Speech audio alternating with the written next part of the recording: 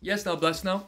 Don't forget to rest now, Des at King of the Pit TV. We just listened to Spreading the Disease, and I'm going to do a little bit of a overview, a little review of my experience and opinions of this record. We listened to the deluxe version, so I assume it was remastered.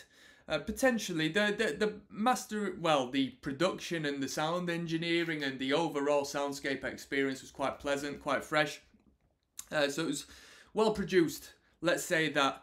I listened to the 9 tunes, including the live variation of Madhouse, which I'm sure was thrown onto the deluxe. I'd be surprised if it wasn't. Oh gosh. And yeah, let's get into it. So obviously, with me had listened to it, I've recorded all of the reactions song by song. It should be on the channel at this point. If not, it'll be on the Patreon. Link is in the description.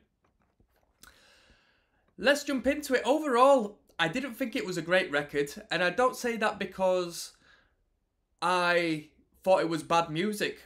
It just didn't hit me like it did thrash metal. I like thrash metal. I like extremer forms of metal. This record still came with a very, very, very heavy tinge of traditional heavy metal elements. In particular, the vocal doesn't necessarily align with the grit and aggression I really want to find in thrash metal. That was it for the most part as far as my qualms with the record. There were plenty of riffs, not necessarily your driving E-chug, which you associate with thrash. If anything, to give Anthrax benefit, quite a unique approach to the riffing in some cases.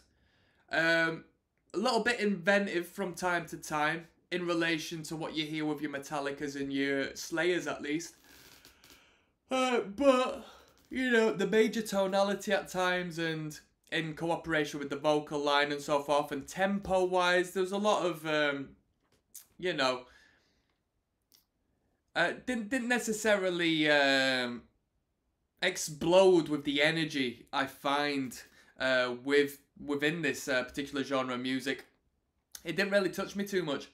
Madhouse, great tune. That was the highlight, obviously. Now, I don't know if I'm coming with a bias, purely as I'm aware of this tune beforehand, and I just like the tune Madhouse.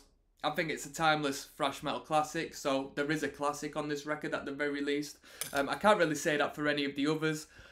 I did like Gung Ho, which wasn't my first time listen, because initially when I started this channel, someone recommended it in reflection of how fast and intense it was.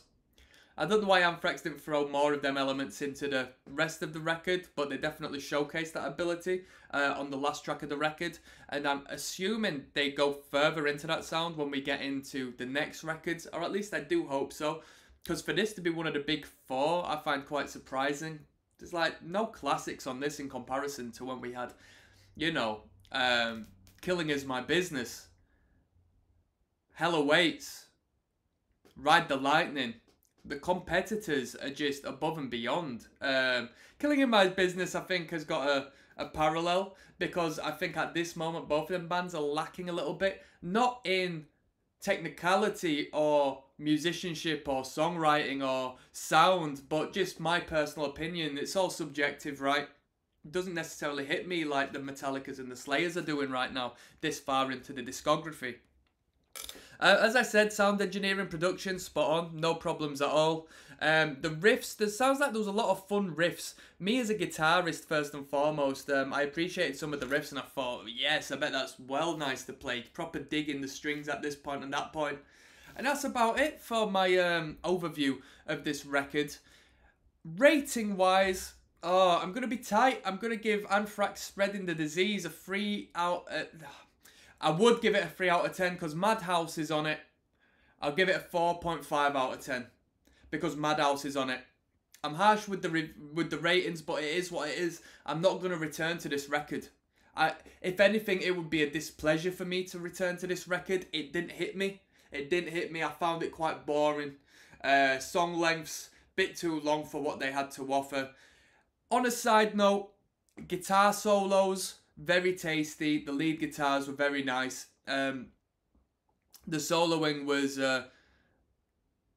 did very well, whether it be the phrasing, whether it be the tone of the guitar, the positioning of the solos. They worked that one out nice and well. I am looking forward still to the next record, but I don't think much to this one as a whole.